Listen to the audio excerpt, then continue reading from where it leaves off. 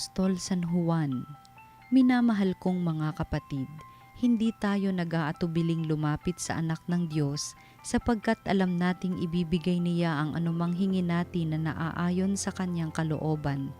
Yamang alam nating dinirinig nga niya tayo, alam din nating ibinibigay niya ang hinihiling natin sa kanya. Kung makita ni man na ang kanyang kapatid ay gumagawa ng kasalanang di hahantong sa kamatayang espiritual, ipanalangin niya ang kapatid na iyon at ito'y bibigyan ng bagong buhay. Ito'y para sa mga kapatid na ang kasalanan ay hindi hahantong sa kamatayang espiritual. May kasalanang hahantong sa kamatayang espiritual at hindi ko sinasabing idalangin ninyo ang sino mang gumagawa nito.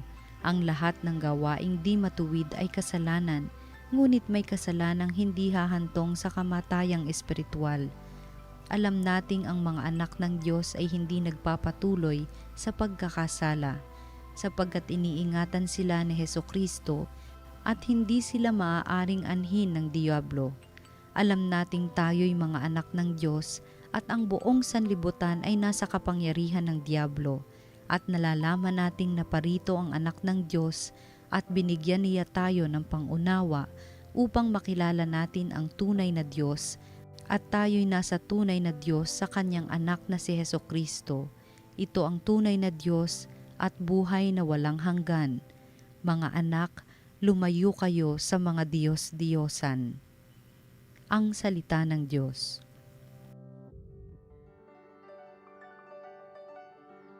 Panginooy nagagalak sa hirang niyang mga anak. Ang Panginooy purihin, awitan ng bagong awit, purihin sa pagtitipon ng tapat sa pananalig. Magalak ka o Israel dahilan sa manlilikha, dahilan sa iyong hari, ikaw Sion ay matuwa. Panginooy nagagalak sa hirang niyang mga anak. Purihin sa pagsasayaw, purihin ang kanyang ngalan. Alpat tambol ay tugtugin at siya ay papurihan. Panginooy nagagalak sa kanyang mga hirang, sa nangagpapakumbabay, tagumpay ang ibibigay. Panginooy nagagalak sa hirang niyang mga anak. Sa tagumpay na natamo, magalak ang mga hirang. Sa kanilang pagpipista ay magsaya't mag-awitan.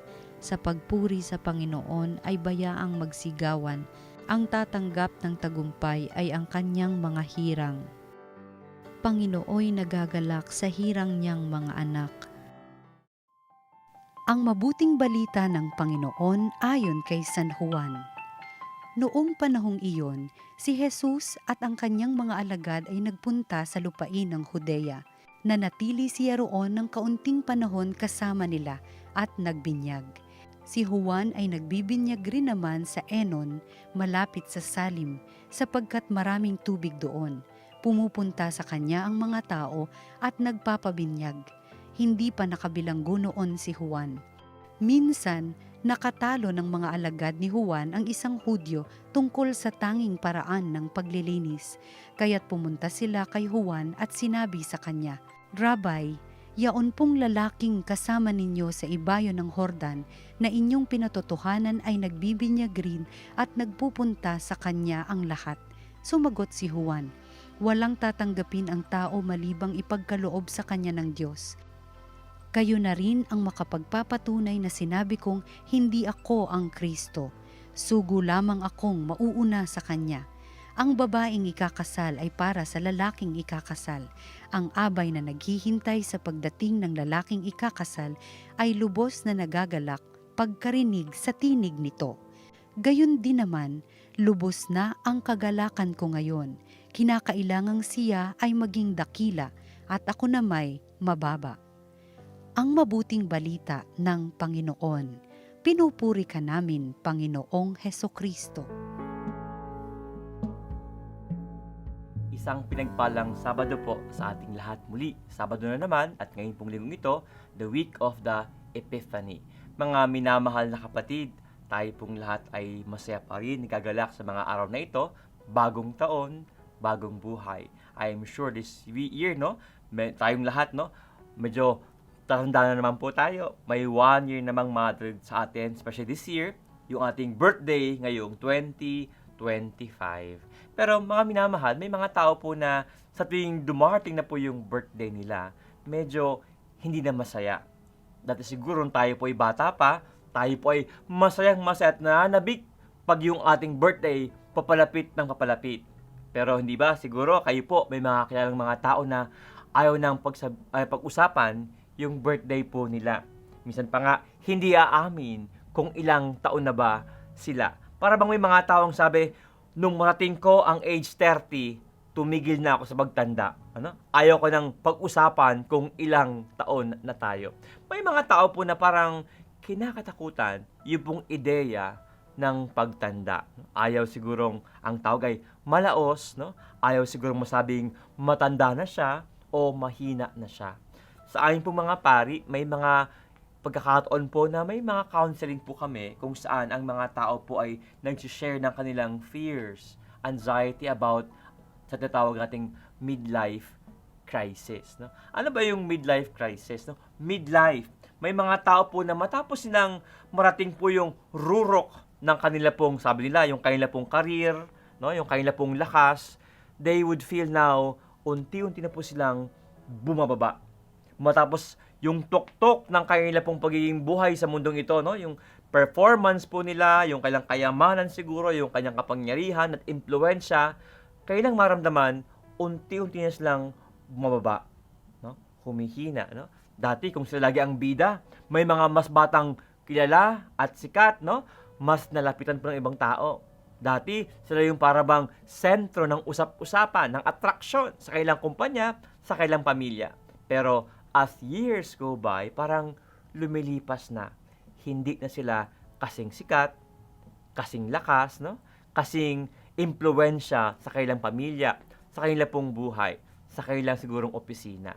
Mga minamahal, totoo po, minsan nakakatakot isipin na tayo po ay palaos, no? Lilipas, humihina.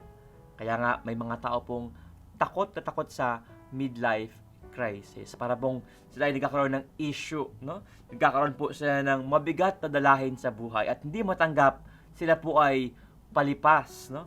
Palaos at pahina. Pero ang totoo po niyan, mga minamahal na kapatid, ito po ay bahagi ng ating buhay. Kung kaya napakaganda ang ating marinig, yun pong pagkakasabi ni Juan Bautista na ang Panginoon ay kailangang tumaas at siya ay kailangang bumaba. He must increase and I must decrease, no? Ito po yung pagtanggap na out of humility, kailangan niyang bigyang daan ang Panginoon dahil si Jesus naman talaga ang Mesiyas. Si Juan Bautista ang tagapaghanda lamang ng daraanan. And John the Baptist was humble enough na siya po ay kailangang lumipas, bumaba para magbigay daan sa Mesiyas, ang Panginoong Hesukristo. Kung kaya napakaganda pong halimbawa para sa atin itong si Juan Bautista. Father, kasi para bang ang hirap naman lang tanggapin na palipas, palaos, at pahina ka na. Ang totoo po niyan, napagandang pagnilayan po ito. Dahil unang-una, every time we look back, we realize how far we have come. No? We have accomplished so much. And every time we look back, we realize, grabe, hindi mo akalaing narating mo ang ngayon. Dahil sa awa, biyaya, at grasya ng Diyos. Every time we look back, we should realize and thank the Lord na sinamahan tayo ng Diyos. Sino ang mag-aakalang marngatin ang ngayon? So, looking back, even if we feel mahina na tayo, hindi kasing lakas, kasing bata o kasing impluensya, still, it is an occasion for us to be thankful. We have come so far. And also, it is an occasion for us to be hopeful. Kasi po, hindi lang naman dito sa mundong ito matapos ang ating buhay. Totoo po, maaring sa mundong ito, tayo'y pahina, tayo'y palipas. Pero sabi nga po, paparating pa lang ang exciting part. Sa mga nagtitiwala sa Diyos, alam natin, matapos ang buhay na ito, mayroong buhay na walang hanggang nag-aantay sa atin. Huwag tayong matakot na humina, tumanda, lumipas. Ang midlife crisis po, Ito po ang nangyayari sa mga taong tila kulang po ang paniniwala at tiwala sa Diyos. Kulang po sa pag-asa sa mga pangako ng ating Panginoong Jesucristo. Totoo po, gaya ni Juan Bautista, ang Panginoon kailangang tumaas at tayo po ay kailangang bumaba. Sana sa ating pagbaba, tayo po ay maipakit natin ang Panginoon sa ating buhay. Ang lahat ng bagay ay nawa para sa Panginoon. At tayo po ay, sabi nga ay, nasa background lamang. Handa nating ibigay ang limelight, ang spotlight sa ating Panginoon. Pag kinakailangan, handa po tayong magpakumbaba. Matanggap natin, tayo rin po ay lilipas sa mundong ito. Pero huwag panghinaan ng loob, sapagkat ang Panginoon mayroong pangako na buhay na walang hanggan. At pag ang Diyos ang mangako, tiyak ito po ay mautupad. Hayaan niyo pong tayo ay manalangin upang tayo muli ay mapalakas ang loob na sa kabila po ng ating paghihina, pagtanda, maari, tayo po ay huwag panghinaan ng loob at huwag makalimot na mayroong inihandang magagandang bagay ang Diyos para sa atin.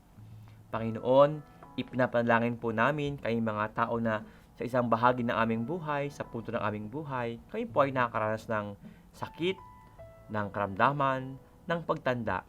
Huwag nawa kayong matakot sa realidad na aming pagtanda sa mundong ito, na kami ay lilipas sa mundong ito.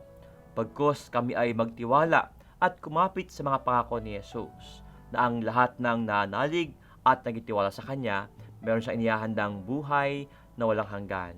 Nawa ito ang aming panghawakan, ang aming pag-asa, ang aming pong pananampalataya sa Diyos na mabuhay at naghahari, magpa sa walang hanggan. Amen. At nawa, pagpalain kayong lahat na makapangyarihang Diyos, Ama, Anak, at Espiritu Santo. Amen. Isang pinagpala pong Sabado sa ating lahat.